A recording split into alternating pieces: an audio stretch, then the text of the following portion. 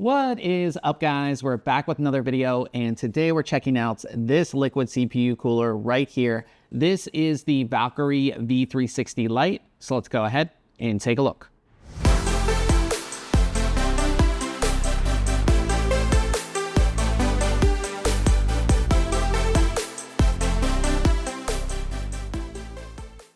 Now, if you haven't heard of Valkyrie, they mainly specialize in CPU coolers. So they offer both liquid CPU coolers like we're taking a look at today and air coolers. They also sell fans and a singular PC case. So if you want to check them out, you can go to their website. It's my-valkyrie.com. Now, for this CPU cooler specifically, it's going to be available in both white and black versions. We, of course, have the white version here where the fans, the radiator, everything is white. The black version, of course, is going to be all black. Now, this is the V360 or 360 millimeter version. They also offer a 240, which is the V240 Lite.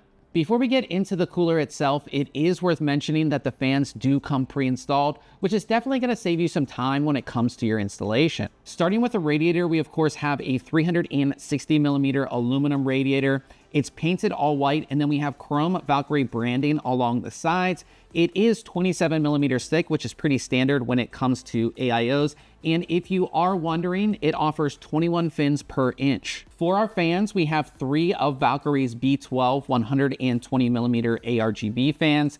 These fans spin between 800 and 2150 RPM with a max airflow of 81.68 CFM, a static pressure of 4.0, and a maximum noise level of 30.5 dBA. These fans are pre-installed, as I mentioned, and they are daisy chained together, so you really don't have to do anything when it comes to installation. The lighting on the RGB fans is pretty standard when it comes to an ARGB fan. So we have LEDs in the center of the fan, and of course, that's going to light up the transparent blades.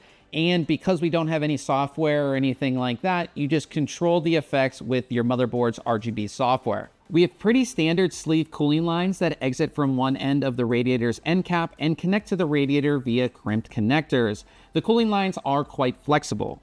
The pump block itself has a sort of square design, and I would say it's about average size. It's not overly large or anything like that. Now, a couple nice things about it is that we do have universal mounting hardware. So the hardware that's actually on there, you don't have to switch out if you were like switching from an AMD system to an Intel system.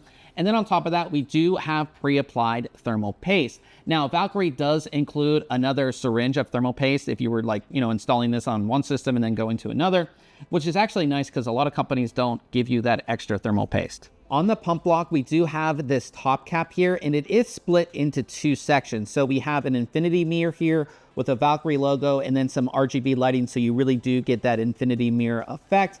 And then we have this sort of window here, and this actually shows the internal components. It's one of the few PC products that I've seen that has a window like that, where you can actually see the components inside, so I like that. On top of that, you can fully remove this, and there's just pogo connections in there. It makes it really, really easy, so you can just take it off and put it back on. But on top of that, you can fully rotate it as well. So depending on the orientation of your motherboard and how you have this installed, you can fully rotate this. It's going to work in any orientation that you have. Now, we are going to be doing our installation here on an AMD X870 motherboard. So this installation should be pretty much the same across both AM5 and AM4 sockets here. Now, the first thing you want to do is remove the AM4, AM5 bracket, but you want to keep the back plate in place. So we have it removed here with the back plate in place. Next, we want to install these AMD conversion brackets. And one thing that's nice about these that I haven't seen on other coolers is it's really hard to see there, but see how it says CPU with an arrow? It's gonna let you know, like, if you install it this way, the arrow is going that way, meaning we don't have any CPU down there. So if we install it up top here, we know that we have it installed correctly because of the fact that the arrows are pointing, into our CPU. We take the included screws here, which do come in the labeled bag, which again is nice that it's actually labeled, and we go ahead and secure it. So now we do have the brackets installed. Your socket should look something like this. Now we have our fastener brackets here, and you're going to install these on either side of the socket. Now, one thing that's nice about these as well, again, very hard to see, but they do say CPU right there with the arrow, so you'll install them on the correct side. So this arrow is going this way, so we install this one on here much like that. And of course, this arrow is going that way, so we install that one on that side. Then we go ahead and take our nuts here, and we're going to secure those on the pegs here. Really easy to get everything secured here. There is an included tool here that allows you to like really tighten these down, which you definitely need to, because doing it by hand is just not going to get you as tight of a seal here. So now we have everything installed. We're ready to go ahead and place our cooler. Now it's time to install our radiator here, and it should be quite simple. You want your computer on its side like this. You put the radiator in like this and you'll secure it. You just want to make sure you route these cables or make sure they're out of the way when you're doing your installation. But overall, it's pretty easy. Like I said, I just want to route this cable, make sure kind of all of that is going to go that way. I'm pretty sure that's how I'm going to have that go. But it's just going to go in like this. We'll take the included screws and go ahead and secure it. With the radiator secured here, now it's time to go ahead and install the block. Now it does have the magnetic cover, so we're going to first want to take that off. And then secondly, we want to take this other cover off, and I believe it should come off quite easily. Yeah, so this just pulls off just like that. Now you're left with our pump here, and you're going to first take the cover off because we have the pre-applied thermal paste. So you want to take this cover off and just be very careful when you take this off. I do like that it's kind of a tight fit because some of them it's not, and it just falls off and then you get it all over your motherboard. Now, once you've done this, you want to line this up. You have your screws right here with the pegs that are in the actual bracket here. All you do is you just want to line those up and you want to screw them in. So right there, we're lined up, and you can start them with your finger if you're kind of like me and you don't have your screwdriver handy. Let's see here. There we go. So you would just tighten them in here, get one side a little tight, and then you want to press down the second side there, just like that.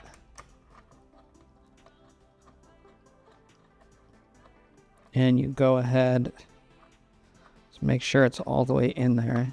Make sure it catches onto that peg. So we're not on the peg. Sometimes you have to press down a little hard. There we go. Now, this side is fully locked in. Just gonna tighten it all the way, and make sure you do tighten it all the way here. So now, fully on there, not going anywhere. We want to go ahead and put this back on. This cover back on, goes in incredibly easily. You want to put the top piece on, and what's nice about the top piece is that it can go on any way you want.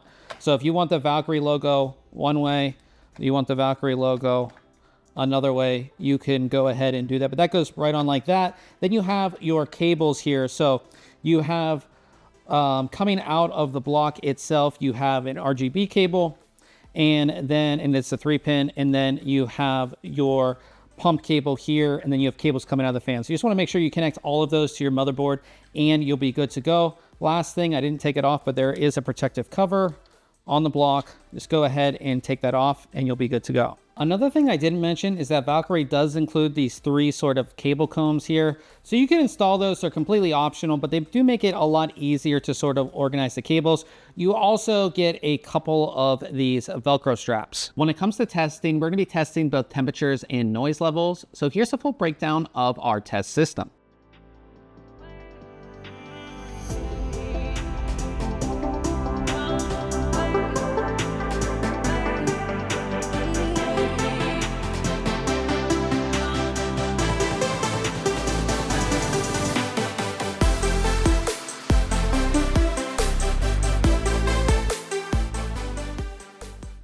Now, as we come to the end here, it's always interesting to see new companies come out and kind of see what they do in the space that they're trying to get into. And of course, Valkyrie is breaking into the air cooler and AIO cooler space here. And I think what they've done here with the V360 Lite is great. It's sort of like a no frills AIO, meaning that we don't have a screen, we don't have any crazy fans, we don't have any software. You just install it and you connect it and you're essentially good to go.